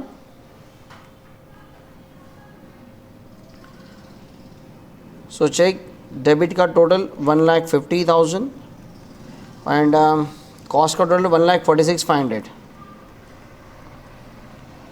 1,50,000 एंड 1,46,500. सो जो डिफरेंस है आपका, it is 31 March by balance carried down 1,50,000 and 146,500, and 1st April to balance brought down 1,50,000 146,500. Okay. And जो इंटरेस्ट है, इंटरेस्ट को क्रेडिट है 7,500 11,250. That comes to 18,750. 18,750 take to debit 18,750. और इंटरेस्ट कहाँ जाएगा? यस, इंटरेस्ट जो होगा sir, that interest will be transfer to profit and loss account. 18,750 interest का बैलेंस आएगा प्रॉफिट एंड लॉस का, एंड बाकी डिवेंचर का बैलेंस कॉस्ट का और nominalities carry down brought down. Clear है? समझ में आ गया? Very good. चलो कम टू द नेक्स्ट. अब इसमें धीरे धीरे वेरिएशंस क्या आएगा बेटा? वेरिएशन क्या आएगा? अब आप देखिए यहाँ पर, अभी तो हम बहुत इनिशियल स्टेज पर है, तो आपने एक चीज़ को आप ऑब्जर्व कीजिएगा. यहाँ आपने डिबेंचर परचेज पहला कब किया आपने? 1 अप्रैल, बराबर, on the very first day. तो एग्जैक्टली इसके पहले ही इसके ऊपर इंटरेस्ट मिला होगा, लेकिन हमें नहीं मिलेगा ना, हमने तो एक 1 अप्रैल को परचेज़ किया. तो 31 मार्च को इंटरेस्ट था, हमने 1 अप्रैल को परचेज़ किया, बराबर है. फिर अगला हमने परचेज़ कब किया? 1 अक्टूबर. एग्जैक्टली उसके पहले आपको क्या था? इंटरेस्ट था. ठीक है. क्यों सर, यहाँ परचेज नहीं हो सकता क्या बीच में? होगा ना, बट उसको थोड़ा टाइम है. ठीक है, धीरे धीरे आगे जाएंगे. ठीक है. अच्छा, जो डिबेंचर आपने खरीदा बाद में बेचेंगे भी ना, तो बेसिकली आगे चल के आपको ये देखना होगा, if you purchase the debentures on a different date, ठीक है, and if you sold the debenture, in that case अगर आप डिबेंचर बेचेंगे तो उसके ऊपर क्या आएगा? आपको प्रॉफिट या लॉस आएगा. How it is to be calculated, यही चैप्टर है, ठीक है। चलो, so please come to the second problem, but ये सारी चीज़ें अभी वेट।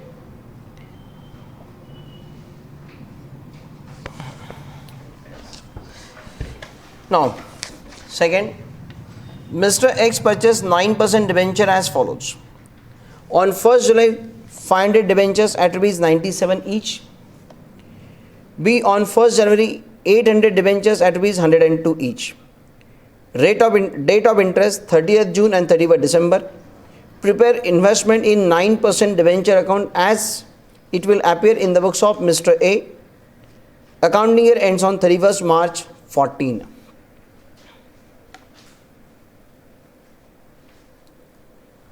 ठीक है, चलिए आप लोग पहले फॉर्मेट बना ले, फिर मैं इसके साथ डिस्कस करता हूँ। 7-8 लाइन का फॉर्मेट कीजिएगा, लंबा खींचने की ज़रूरत नहीं है। बोलो, ये कोई डाउट है? स्केल नहीं है,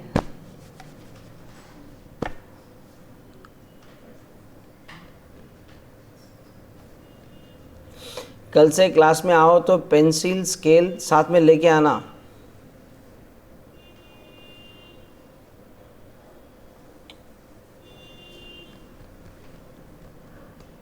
बोलो। अगर कौन सा लेक्चर मिस हो जाए तो बैकअप मिलेगा?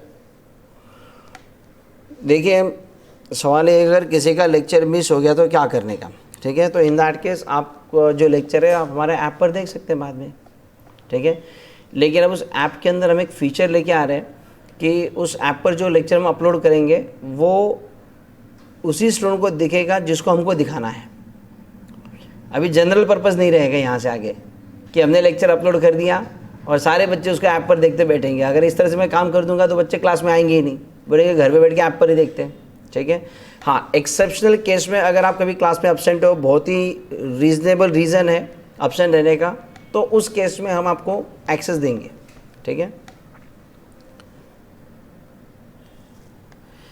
एडवांटेज का डिसएडवांटेज नहीं लेने का है।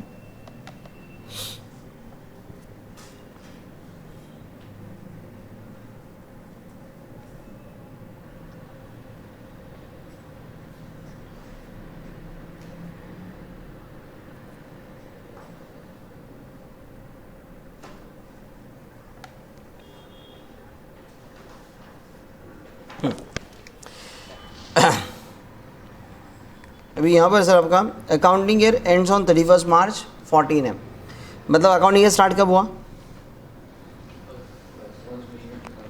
यस, इट इज़ 31 मार्च 14 मेरा ईयर एंड है, इसका मतलब 1 अप्रैल 13 यहाँ पर हमारा ईयर स्टार्ट हुआ, ठीक है।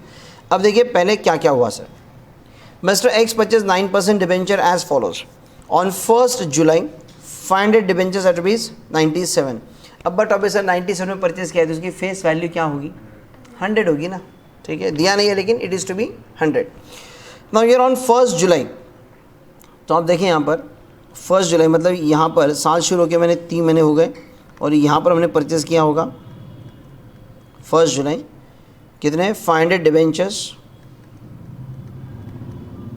Eight 97, got it. फिर आगे क्या दिया? On 1 January again 800 debentures at rupees 102। 1 जनवरी, तो ये 1 जनवरी अंदाजे यहाँ पर आया होगा,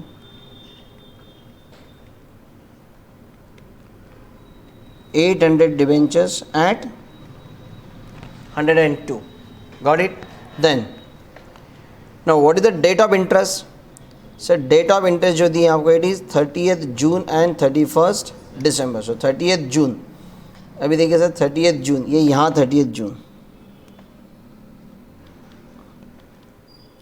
यहाँ इंटरेस्ट रिसीव्ड, उसके बाद 31st December,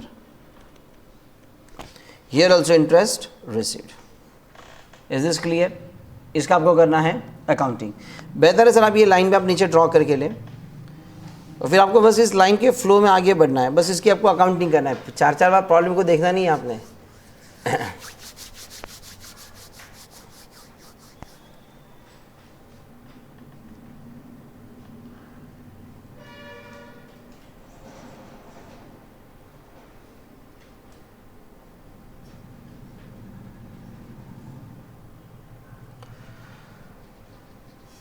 So year commence on 1/4/13 and your first purchase on 1st July.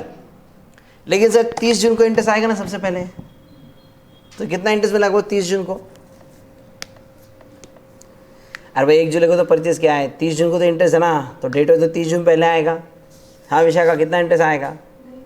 Sir कहाँ से इंटरेस्ट आएगा? हमारे पास डिबेंचर रेडी ना 30 जून को, अब उन्होंने डेट दी, इसका मतलब ये थोड़ी अकाउंटिंग होगा वहाँ पर। जब डिबेंचर रेडी तो इंटरेस्ट आएगा। क्लियर?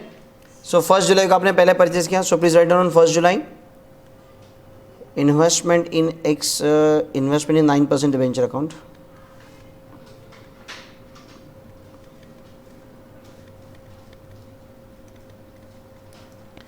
यस, आपकी एंट्री हो जाएगी on 1 July. Investment account debit to bank account कितने लिए आपने? 500 एट ₹97। सो 500, इसकी नॉमिनल वैल्यू आएगी 50,000, जबकि कॉस्ट कितनी आएगी? Is it 48,500? 500 इंटू 97, 48,500 होगी इसकी कॉस्ट। इंटरेस्ट में को तो डैश। नाउ आफ्टर 1 जुलाई अब क्या मिलेगा आपको? इंटरेस्ट मिलेगा ना 31 दिसंबर को। सो इंटरेस्ट की entry, bank account debit to interest, bank को डेबिट टू इंटरेस्ट, इंटरेस्ट को credit by bank. So 31 December by bank, and as on 31 December हमारे पास जो डिबेंचर है उसकी फेस वैल्यू कितनी है?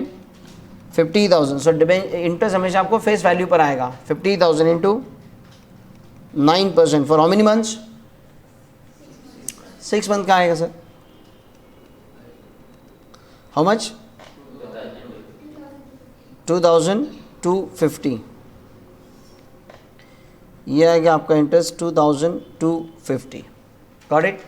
देन फिर आपने परचेज किया कब? 1 October, sorry 1 January. 1 January 800 debentures at ₹102। 1 January investment account debit to bank account 800 debentures at ₹102। So face value इसका 80,000। कॉस्ट कितना आया? 81,600। क्लियर? चलो अब आइए सर मुद्दे की बात पर। अब इस लाइन को देखिएगा और मुझे बताइए, अब 31 मार्च 14 को यहाँ कोई इंटरेस्ट आपको मिलने वाला है क्या? नहीं। अगला इंटरेस्ट आपको कब मिलने वाला है? अगला इंटरेस्ट आएगा सर 30 जून को, क्योंकि इंटरेस्ट की तारीख फिक्स है। इट इज़ 30 जून, 31 दिसंबर, फिर 30 जून, फिर 31 दिसंबर, जून एंड दिसंबर एंड को आपको इंटरेस्ट मिलेगा। मेरा कहना है कि क्या यहाँ पर 31 मार्च को क्या यहाँ पर कोई इंटरेस्ट हमें मिलेगा क्या? The answer is no sir, interest नहीं मिलेगा। क्योंकि इंटरेस्ट आपको कब मिलेगा? सीधा सीधा 30 जून को मिलेगा, 6 महीने के बाद ही मिलेगा। लेकिन यहाँ तक अब ये जो आपका पीरियड है 1 अक्टूबर से लेके 1 जनवरी से लेके 31 मार्च तक, ये जो 3 महीने का पीरियड है इसको हमें इंटरेस्ट नहीं मिलेगा, लेकिन इंटरेस्ट एक्रूड तो होगा। इंटरेस्ट एक्रूड हो जाएगा भाई, ठीक है? मिलेगा नहीं, इंटरेस्ट मिलेगा नहीं। इंटरेस्ट मिलेगा कब आपको? सीधा 30 जून को। और वो कितने महीने का मिलेगा? स्ट्रेट में यहाँ पर डायरेक्टली आपको 6 महीने का इंटरेस्ट यहाँ मिल जाएगा। लेकिन ईयर एंड 31 मार्च को मेरा 3 महीने का इंटरेस्ट क्या हो गया? एक्रूड हो गया, ठीक है? सो ईयर 31 मार्च को इंटरेस्ट एक्रूड कितना? तो 31 मार्च को हमारे पास कितनी फेस वैल्यू है? 80 + 50, 1,30,000। तो 3 महीने का इंटरेस्ट आपका एक्रू हो जाएगा। एंट्री क्या होगी इसकी? आप बाद में लिखना, एंट्री क्या होगी? एक्रूड इंटरेस्ट की एंट्री क्या होगी?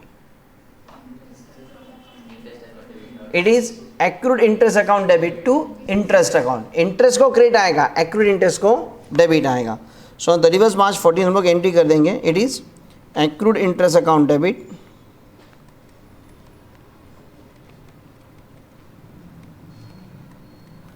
To interest account. कितनी अमाउंट आई रे?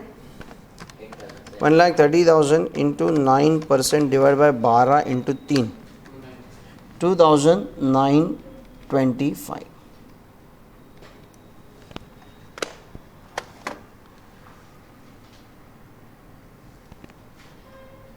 So it is accrued interest account debit to interest. So accrued interest को debit to interest, interest को credit 31st March by accrued interest account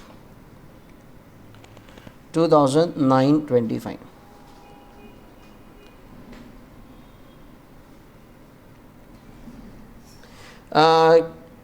Can I say on 31st March, can I say my interest receivable?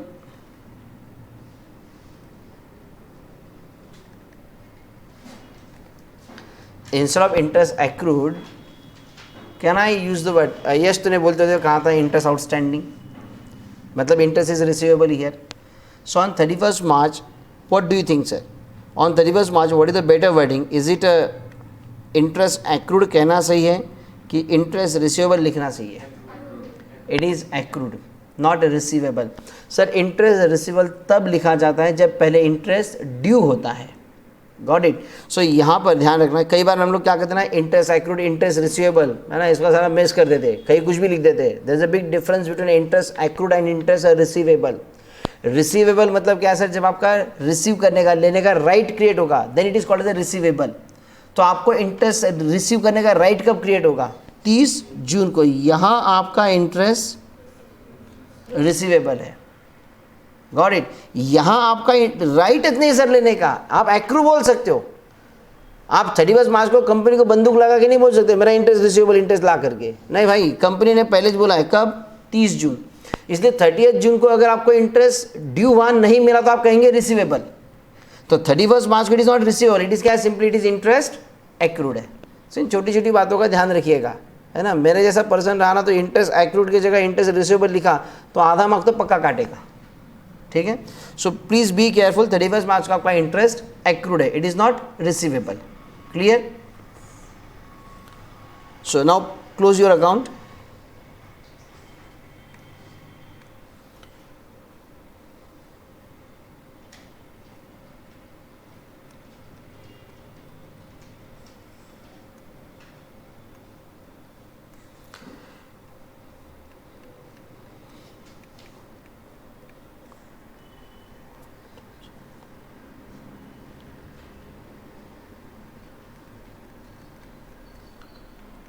Cost, is it 1,30,100?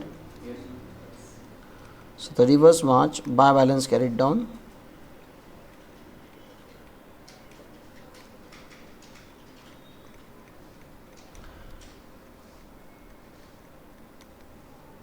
And this is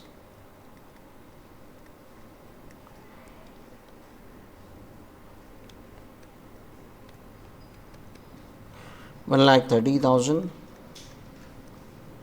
and 1,30,100. और जो interest है कितना है उसका? 29 5175 ना, 5175. सो 31 जो interest है वो जाएगा आपका प्रॉफिट एंड लॉस अकाउंट को 5175. क्लियर? अरे भाई डाउट है किसी को? नहीं. ठीक है. सो फाइन, आज के लिए हम लोग यही रुकेंगे एंड विल कंटिन्यू टुमारो. आज आपको कोई होमवर्क नहीं है. ठीक है. Thank you so much. Bye bye.